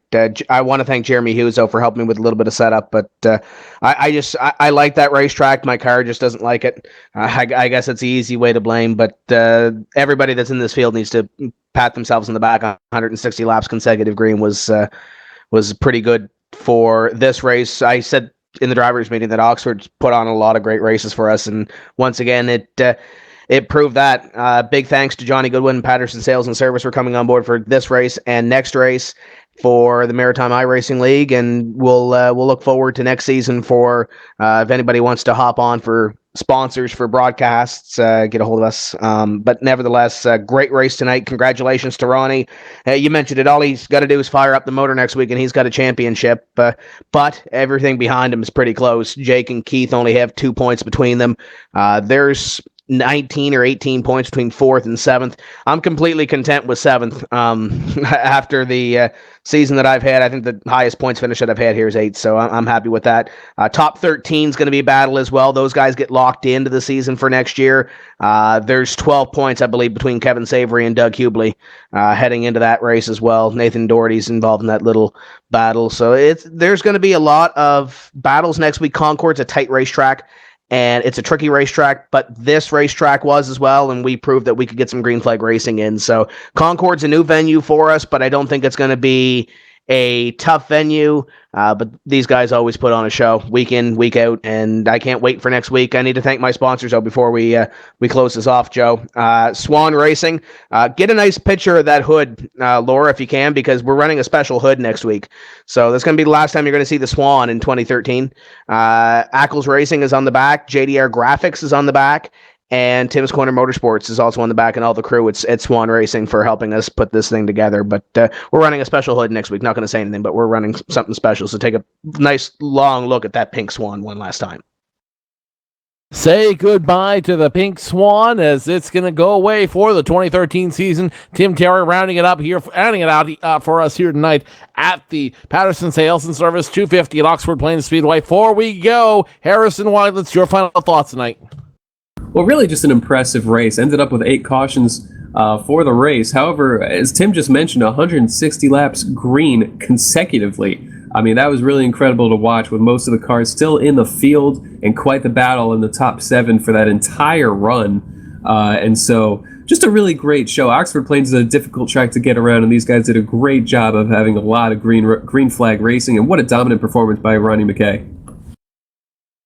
Ronnie McKay, one race away from locking in the 2013 Fall Maritime iRacing League Championship. Will he do it next week? Be sure to join us next Wednesday at 8 o'clock Atlantic, 7 o'clock Eastern for the Maritime iRacing League race. Live here on LSRTV on behalf of our entire broadcast team. My partner in crime, Harrison Weidlitz, executive producer and camera operator, Laura Lawson. I am Joe Cortez. I'll see you next Wednesday here on LSRTV. Good night, everybody.